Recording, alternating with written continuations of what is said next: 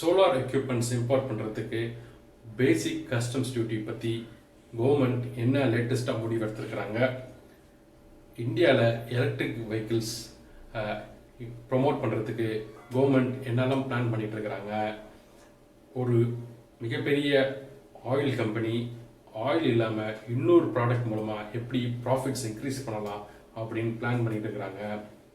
சீனா ஐநா சபையில் சமீபத்தில் கொடுத்த ஒரு ஓரல் ஸ்டேட்மெண்ட் என்ன, அமெரிக்காவில் சில எனர்ஜி ரிலேட்டடாக முக்கியமான மசோதாக்கள் நிறைவேற்றியிருக்காங்க, அது என்ன, இந்த மாதிரியான சென்ற வாரம் எனர்ஜி ஃபீல்டில் நடந்த தகவல்களை இந்த வீடியோவில் பார்க்கலாம் வாங்க. முன்னாடி இந்த மாதிரியான வீடியோஸை தொடர்ந்து பார்க்குறதுக்கு இந்த சேனலை சப்ஸ்கிரைப் பண்ணுங்கள். அந்த பெல் பட்டன் அமுக்கினீங்கன்னா உங்களுக்கு இன்ஸ்டன்ட் நோட்டிஃபிகேஷன்ஸ் வரும். மேலும் இந்த வீடியோவை லைக் பண்ணுங்கள், ஷேர் பண்ணுங்கள், கமெண்ட் பண்ணுங்கள்.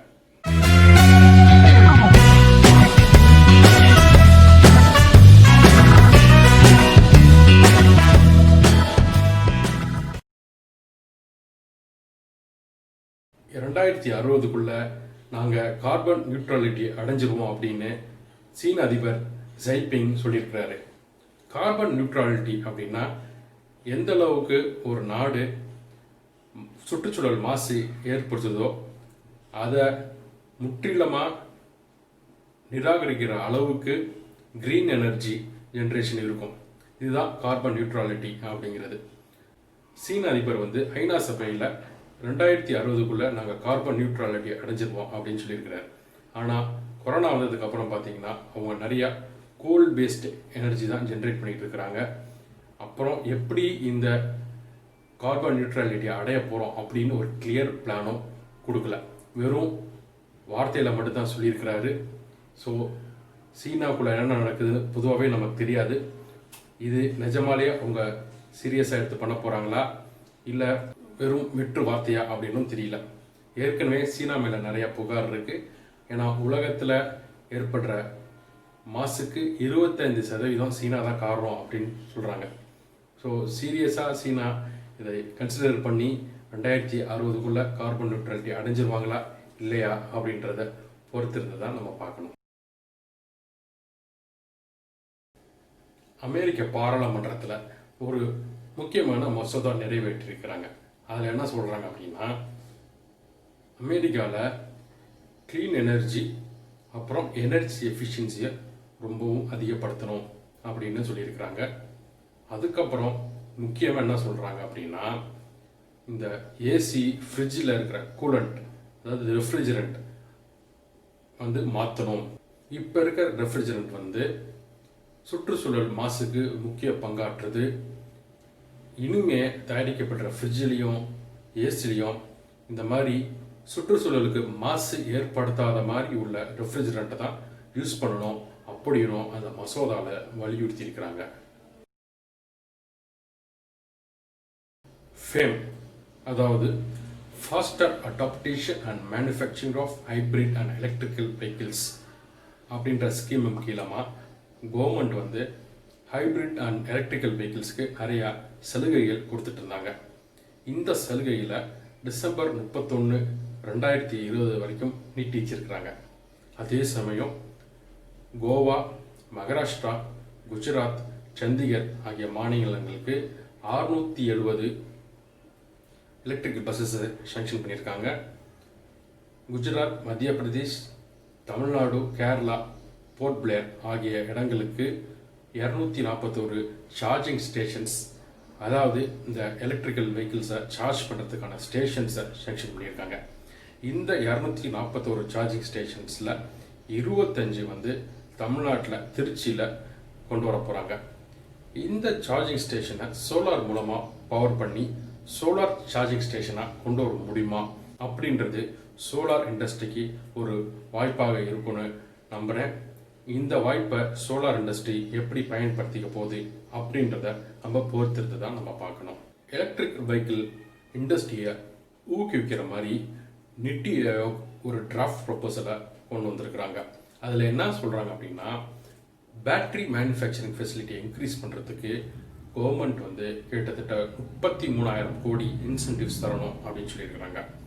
அதில் வேற என்ன சொல்லியிருக்காங்க அப்படின்னு பார்த்தீங்கன்னா, அடுத்த 10 வருஷத்தில், அதாவது வர 2030க்குள்ள எலக்ட்ரிக் வெஹிக்கிள்ஸோட யூசேஜை நம்ம பரவலாக ஆக்கிட்டோம் அப்படின்னா கிட்டத்தட்ட 30,000 கோடி அளவுக்கு ஆயில் இம்போர்ட்ஸை கம்மி பண்ணலாம் அப்படின்னு சொல்லியிருக்கிறாங்க. அதே சமயம் இந்தியன் மேனுஃபேக்சரர்ஸை ஊக்குவிக்கிற மாதிரி இப்போ சில பேட்டரிஸ்க்கு 5% இருக்க இம்போர்ட் டேக்ஸை 2022 15% வரைக்கும் இன்க்ரீஸ் பண்ணணும் அப்படின்னும் வலியுறுத்தியிருக்கிறாங்க. வேற என்ன சொல்லியிருக்காங்கன்னு பார்த்தீங்கன்னா, இந்த பேட்டரி மேனுஃபேக்சரிங் இண்டஸ்ட்ரி வந்து இப்போதைக்கு கிட்டத்தட்ட ஒரு 15,000 கோடி இண்டஸ்ட்ரியாக இருக்குது. இதை வந்து அடுத்த 10 வருஷத்தில் 1,00,000 கோடி மதிப்புள்ள இண்டஸ்ட்ரி ஆக்கணும்.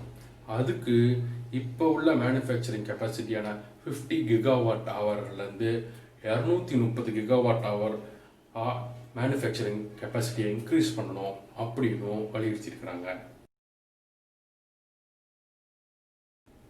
ஆயில் ப்ராடக்ட்ஸில் ப்ராஃபிட் கம்மியாகிட்டு வருது அப்படின்னு உணர்ந்திருக்கிற இந்தியன் ஆயில் கார்பரேஷன் இப்போ என்ன பண்ணுறாங்கன்னா, அவங்களோட ப்ராஃபிட்ஸை இன்க்ரீஸ் பண்ணுறதுக்காக அவங்களோட ப்ரொடக்ஷனில் வர பை ப்ராடக்ட்ஸை வச்சு டெக்ஸ்டைல் மற்றும் பேக்கேஜிங் இண்டஸ்ட்ரிக்கு தேவைப்படுற பிளாஸ்டிக் ப்ராடக்ட்ஸை ப்ரொடியூஸ் பண்ணலாம் அப்படின்னு முடிவு பண்ணியிருக்கிறாங்க.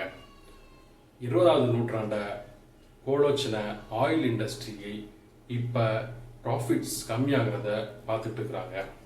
ரினியூவபிள் எனர்ஜி விஸ்வரூபம் எடுக்கிற நேரம் வந்துருச்சா அப்படின்ற ஒரு எண்ணமும் இதை பார்த்துட்டு நமக்கு தோணுது. பார்க்கலாம் ரினியூவபிள் இண்டஸ்ட்ரி எந்த அளவுக்கு எவ்வளோ சீக்கிரம் விஸ்வரூபம் எடுக்க போகுது அப்படின்றத. க்ளீன் எனர்ஜி அப்புறம் க்ரீன் எனர்ஜி இண்டஸ்ட்ரி நல்லா சக்ஸஸ்ஃபுல்லாக இருக்கணும் அப்படின்னா எலக்ட்ரிக்கல் டெக்னாலஜியும் ஸ்மார்ட் டெக்னாலஜியும் கம்பைன் பண்ணி ப்ராடக்ட்ஸ் இன்ட்ரடியூஸ் பண்ணணும் அப்படின்னு சொல்லியிருக்கிறாரு ஸ்னைடர் எலக்ட்ரிக்கோட இன்டர்நேஷ்னல் சேர்மன் ஜீன் பாஸ்கல். ஏற்கனவே ஐஓடி, அதாவது internet of things, smart grid போன்ற டெக்னாலஜிகள் வந்து பிரபலமாயிட்டு வருது. ஃப்யூச்சரில் க்ரீன் எனர்ஜியும் இந்த மாதிரி ஸ்மார்ட் டெக்னாலஜிஸும் கம்பைன் பண்ணி பெரிய புரட்சியை ஏற்படுத்தும் அப்படின்னு நம்ம எதிர்பார்க்கலாம். ரெனியூவபிள் எனர்ஜி இண்டஸ்ட்ரி சக்ஸஸ்ஃபுல்லாக இருக்கணும் அப்படின்னா கவர்மெண்ட் நிறைய பாலிசி இன்சென்டிவ்ஸை கொண்டு வரணும் அப்படின்னு வலியுறுத்திருக்கிறாரு டாடா ரெனியூவபிள்ஸோட பிரசிடென்ட் ஆஷிஷ் கண்ணா. அவர் ஏன் அப்படி சொல்லியிருக்காரு அப்படின்னு பார்த்தீங்கன்னா, இந்த இண்டஸ்ட்ரியில் ஒவ்வொரு 3 இல்லை 4 வருஷத்துக்கு ஒரு வாட்டி டெக்னாலஜி அட்வான்ஸ்மெண்ட் நடந்துக்கிட்டு இருக்கு. அப்படி டெக்னாலஜி அட்வான்ஸ்மெண்ட் நடக்கும் போது ஒவ்வொரு வாட்டியும் புதுசாக இன்வெஸ்ட்மெண்ட் பண்ண வேண்டியதாக இருக்குது. ரெண்டாவது, இந்த இண்டஸ்ட்ரியில் லார்ஜ் ஸ்கேலில் பிஸ்னஸ் பண்ணால் மட்டும்தான் சக்ஸஸ்ஃபுல்லாக இருக்க முடியும் அப்படின்னு வலியுறுத்திருக்கிறாரு ஆஷிஷ் கண்ணா. இதனால் கவர்மெண்ட் நிறையா பாலிசி இன்சென்டிவ்ஸை கொண்டு வரணும் அப்படின்னு சொல்லியிருக்கிறாரு. சோலார் எக்யூப்மெண்ட்ஸ் இம்போர்ட் பண்ணுறதுக்கு பேசிக் கஸ்டம் டியூட்டி இன்ட்ரடியூஸ் பண்ண போகிறோன்னு ரொம்ப நாளாக கவர்மெண்ட் சொல்லிக்கிட்டே இருக்கிறாங்க. இப்போ எம்என்ஆர்இ என்ன பண்ணியிருக்காங்க அப்படின்னா, சென்ற வாரம் மினிஸ்ட்ரி ஆஃப் ஃபினான்ஸ் கூடயும் மினிஸ்ட்ரி ஆஃப் ஹெவி இண்டஸ்ட்ரீஸ் கூடயும் ஒரு டிஸ்கஷன் பண்ணியிருக்கிறாங்க. பண்ணிட்டு சோலார் இண்டஸ்ட்ரியில் உள்ள பிளேயர்ஸ் கிட்ட எந்தெந்த எக்யூப்மெண்ட்ஸ், அதாவது மிஷினரி மற்றும் கேபிட்டல் குட்ஸை வந்து இந்த பேசிக் கஸ்டம் டியூட்டி இம்போஸ் பண்ணுறதுலேருந்து விலக்கு கொடுக்கணும் அப்படின்னு ஒரு லிஸ்ட்டு கொடுங்க அப்படின்னும் கேட்டிருக்கிறாங்க. வெகு விரைவில் இதை பற்றியான அறிவிப்பு வரும் அப்படின்னும் சொல்லியிருக்கிறாங்க. பார்க்கலாம் இந்த வாட்டியாச்சும் விரைவில் இதை பற்றி ஒரு முடிவு சொல்கிறாங்களா இல்லையான்னு. அமெரிக்காவில் இருக்கிற கலிஃபோர்னியா மாகாணத்தில் சுற்றுச்சூழல் மாசை கட்டுப்படுத்துறதுக்காக ஒரு முக்கியமான முடிவு எடுத்திருக்கிறாங்க. அதாவது வர 2035க்குள்ள கேஸில் ஓடுற எல்லா காருக்கும் தடை விதிக்கணும் அப்படின்னும், வர 2045க்குள்ள கேஸில் ஓடுற மீடியம் அண்ட் ஹெவி சைஸ் ட்ரக்ஸை வந்து தடை பண்ணணும் அப்படின்னும் முடிவு எடுத்திருக்கிறாங்க. இந்த முடிவுனால கலிஃபோர்னியாவோட சுற்றுச்சூழல் மாசு கம்மியாகும் அப்படின்னு ரொம்பவும் எதிர்பார்க்குறாங்க. கடந்த வாரம் எனர்ஜி ஃபீல்டில் நடந்த சில முக்கிய நிகழ்வுகளை இந்த வீடியோவில் பார்த்தோம். இதே மாதிரி அடுத்த வாரமும் இந்த வாரம் நடக்கிற சில முக்கிய நிகழ்வுகளை நம்ம பார்க்கலாம். அதுவரை உங்களிடமிருந்து விடைபெறுகிறேன். இந்த சேனலுக்கு சப்ஸ்கிரைப் பண்ணுங்கள், இந்த வீடியோவுக்கு லைக் பண்ணுங்கள், கமெண்ட் பண்ணுங்கள், சப்ஸ்கிரைப் பண்ணுங்கள். நன்றி, வணக்கம்.